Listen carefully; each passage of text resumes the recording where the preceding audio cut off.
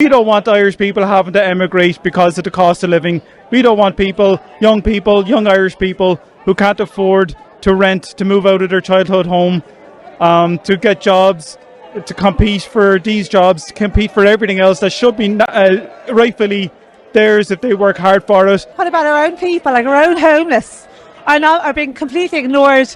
The government have sold our souls. There's no support in any of the Dublin hostels for their homeless. They're all getting bullied. All the Irish are getting bullied and sent out onto the street. And I've witnessed it from a woman that was 6 years homeless and seeing what way they treat the Irish that are homeless. There's no support for any Irish now anymore. I can't understand how they're letting these communists overtake the GPO and they're standing to defend them. And they're roaring at us, the word of scum off our streets. The Sammy here will tell you, Sammy not had information that today was cancelled. Yeah, so I got sent it, when I got to Ireland and I messaged the iPass centres that they're protesting here, Sinn Féin people have taken over the protest, and that's why they have did a deal with the guards, and that's why that statement was put out to say Ross Lair was cancelled. Protest against the illegal immigration that's in Ireland, that's flooding our streets, our country, our towns, our villages. We've no problem with refugees. We've no problem with anybody coming in that needs to be in this country and needs real help. I did pledge a bed back in the day, but people that are coming here unvetted. Countries when they voted for Thatcher, when the working class started going towards Conservatives, we aspire to be successful, we aspire to do well. They're replacing us with people who are happy to be reliant on the state, and as the state gets bigger, which we don't want, and the state gets more control, and you've got a whole massive population of people who are happy just to be reliant on them, happy to be told what to do. That's why I think they're replacing us. They want to censor everything. Our stance today, united on all fronts in terms of all those people who have Ireland at heart. Tell me about some of the nationalist parties. You yourself are involved in one of the nationalist parties, am I right? So I'm the Irish Freedom Party, and our main objective is to leave the European Union. We believe it's gotten completely out of control, especially with the migration. You just have to look up videos in France and Germany. Crimes has gone sky high, and it's never the native Europeans that are committing it. It's people that are coming from North Africa and the Middle East. It's not a nice thing to say, but it's true. It's the truth. You're bringing people in that are from a country countries that are falling apart and riddled with crime. But in the next 10 years, our whole culture is going to change. You'll never have an Ireland again like this. And it's nothing to do with, you look at France, you look at anywhere else that have let them all in. They're all clamping down now. At the start of you've all the left saying, no, we need them, we need this, we need that. No, you don't. No, apparently over 80% are coming from Northern Ireland. How can you protect the borders at the minute? I don't even believe that anymore. I think they're just coming in on planes. Right. I just think that it's gone to the stage where now they can build houses for them with no planning permission. They can knock a factory that's been a factory for 50 years into accommodation for people. Won't do that for the Irish. Will not do that for the Irish. They leave it on the streets. And it's all to do with, it's all to do with the government just saying that it's been pushed through as the narrative and we have to. No, we don't have to. We don't have to have 2,000 extra male walking around areas at night. We don't want that.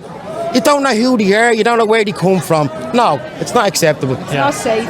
So I hear from my son and his children. Yeah. Well, I've seen that, or I've also read that over 70% of Irish people agree that immigration is an issue. Would you say the majority of the people in Ireland agree? I think a lot of the majority agree, but I think there's still a lot of pro-immigration because there are a lot of people watching mainstream media. The RTE News is. Okay. So it'll be interesting to see what way the documentary comes out tonight at 9 o'clock and what way we're perceived. It's the government that's allowing this illegal, unvetted ideologies that come here that are very different from the way that we live, and it's not safe for women and children, as we've seen in the UK, in Germany, in Sweden, in Ireland, everywhere. I've been hearing this phrase, Ireland is full. What does that mean in a sense? It means that, so when we say we're full, it's that our services are full, our hospitals are full, our schools are full. Some of our children couldn't get places in school this year. My own child in his own local school, there's only one mixed school, say, and he didn't want to go to all-male school. Sure. And I was told that there's only so many spaces, and first of all, diversity kids have to be picked, then the Ukrainian children will be picked, and then the local Irish children whose parents were born and reared, and probably their uncles, their brothers, their sisters went to this school over generations. are put into a lottery system for the remaining places. Say the Irish people are eventually looked after, would you guys be welcoming to refugees from other If countries? the services were there in the Irish, which we have been, up until 2004, integration was working quite well. I ran a hip-hop school where I have every child from every culture in it. I went Nigerian, Congo, Chinese, everybody was there. The integration was working. But what's happening now is that there are children in schools in Dublin, Irish children in schools, who feel like they are the odd one out in their class. Right. They're being told that they're not allowed to practice communion or confirmation, which has been a tradition in this country. I myself took my son out of Catholic religion because I don't.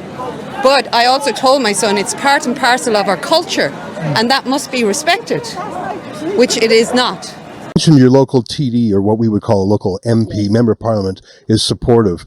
I'm going to challenge you on that. I haven't heard a single member of the Irish Parliament speak out against that. Is he supportive when he's just speaking in whispers with you, or is he supportive publicly? No, you can challenge away, Ezra. The man I'm talking about is Matty McGrath, and he is a TD here in Tipperary, and he has not only has he been to the gates here several times, he has stood up in the Dáil, our Irish Parliament, and he has challenged the government. Okay, fair play. Spoken out. Okay, good to hear it. He is What party is he with? He's an independent. Well, that's why, isn't it? Isn't that? And was he elected as an independent? Elected as an independent. Well, that's a recommendation for independence, isn't it? No one in the establishment, whether it's establishment media or establishment political parties, let alone establishment police. So it's almost unique to see an actual elected official here, and hopefully his presence will deter any police action, although so far the police have kept themselves hundreds of yards away. I'm talking with Councillor Glenn Moore. What a pleasure to meet you. Thanks very much. Glad to be here, and I'll be here for a good while until I go. But yeah, it's just look, it's much more calm than what it is yesterday. You said there, to deter the police. No, we just say the ridicule that he faces. Matty is a country person, like we're all ordinary country people. He's a country accent. People ridicule him, they make fun of him, but he is a man of the utmost integrity, and he is probably the only person that we currently have who has the courage to speak out. And there is a local councillor as well, Liam Brown, and he is a man of courage also. He is standing with us and he is fighting for us. So we're very lucky to have both of those. No, I have no problem with migration. I have no problem with doctors and engineers coming here, but that's not what's coming here. It's people that are like I catch a lot of people out by saying, if someone doesn't sign with me, I say, do you go on holidays? And they say, yeah, I go on holidays. I say, where would you go on holidays? Do you go to Spain or France or Italy? And they say, yeah, I would. I was like, would you go to Algeria or Nigeria? And especially for a woman, they'd say, no. I said, why not? I was like, is it unsafe for you? I was like, yeah, it's very unsafe. I was like, well, what makes that country unsafe? They think for a second. I was like, it's the people that are there that make it unsafe. Those same people are getting into this country now and making us unsafe. That's the bottom line. And it's the truth. It's really in serious danger at the moment, very concerned. I think additionally to the Ukrainian refugees, Ireland has the biggest influx per capita of all the EU countries. Yeah. I mean, what's the strain that's put on Ireland itself at the minute? Our resources are really struggling at the moment. Our healthcare, people who need healthcare or appointments can't get them. Mental health services are between 2 and 5 years waiting list for young adults. 5 years for children to get any assessments in the mental health care, so that's really under strain. We haven't got the houses for these people. We have 14,000 Irish people living in homeless accommodation at the moment. So we're already stretched. We need to look after our own first, absolutely. We of course want to help all families who need help and coming from war.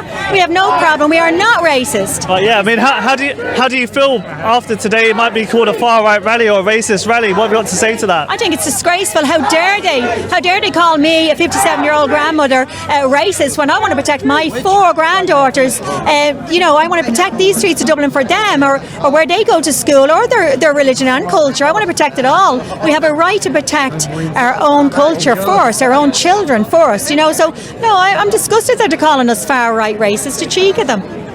Irish parents have to pay for their children to go to college and university, and the illegal immigrants and the Ukrainians are getting it for free. I'm a grandparent, I'm a concerned grandparent, and I'm just scared out of my wits for what's going to come ahead. None of us here hate any race. The problem is we're being overtaken. That's the problem. And they think it's all right. That's what it is. No documents. We don't know who they are. Yeah. No one knows. Supporters, like, where are the local councillors from this district? Well, from the South Dublin County Council, a lot of them are in support of what has happened here, but they won't say it. They're too afraid. It's the woke movement. They're afraid of saying something, and the cancel culture. Like they're afraid of saying something, and you'd be accused of being a racist or whatever it is. There's nothing to do with racism. You could have blonde hair, blue eyes, and millions of them could be going into that centre. It doesn't matter. Ireland is full. It doesn't matter where you come from. We can't deal with this anymore. Because half of the government would be the people here that you see protesting. There's loads of independent TDs and councillors running here. You know what I mean? We had Kevin Coyle running out in their place, missed out by 70 votes. Everybody else really in the area, over 1,000 forced preference votes. So Kev's running again in the general elections now. Hopefully, we're just waiting for these absolute traitors to call a date for it. I've seen the protest today. It was very peaceful. What do you make of all of this?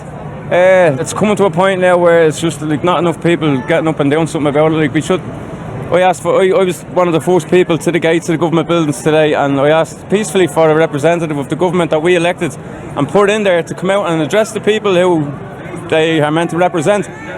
Garda Sergeant walked in, and we've been met with this. That was my response from the government. This beating back, and it's too pleasing. The agenda, it's the government. It's just something has to happen. I don't know what we're going to do to change it, but we've been beaten into submission, and I wept for the first time in about 30 years up at those gates. I wept for fear of my children and my grandchildren, and I'm going to still weep until something's done. Is this how most protests end? The police kind of telling people to go in Ireland? Yeah, they wait till the main body of the group goes home, and then they just get the smallest group and they just corral you in and disperse you. Yeah. Tactics, police tactics. Sorry. It seemed like the woman was attacked, and as more police started to arrive, I managed to speak with Bod Trotter, who runs his own channel Helping the Homeless in Ireland and sees firsthand the issues people have spoken about. It's the people who live in the town centre. I live in town. I see this absolutely, how disgusting it is every day. How the Irish homeless are badly they're treated, while everyone else gets all these given basically everything. So that these people who play a big role in running this country live in the more affluent areas, the Greystones, where the Harris lives, Greystones, Killiney, Dalkey. They haven't seen this. They probably won't vote against any of this because it hasn't reached them yet, but it's gonna. They'll be getting it soon enough. Feel when they say you're far right and fascist? No, well, I tell you, they're wrong, because I don't believe in far right or far left or anything like that. What I believe in is that the preferential treatment that has been shown to all the immigrants that's coming in here over the Irish people, and that doesn't make us racist because we speak out. It makes us frustrated at the government for what their actions and what they're doing, and they're putting foreign nationals, refugees, IPAS people before us and giving them preferential treatment, and that's what makes the Irish nationals frustrated. We're not racist. Do you think the illegal migrants themselves are putting a strain on, say, the funds, for example, to support homelessness, the Irish homeless? Like the amount of money that's been spent is absolutely colossal on accommodation, buying buildings. Like if you look at the likes of Crown Paints, Paul Collins got 8 million, and then Ron Call, Christopher Collins, and all these buildings that they're buying in hotels. But you could also argue they do have the funds. You've seen with the bike shed, over 300,000 I think was spent on that. It was 335,000 to build a bike shed for 12 bikes. Now, my God, you build a house for less than that.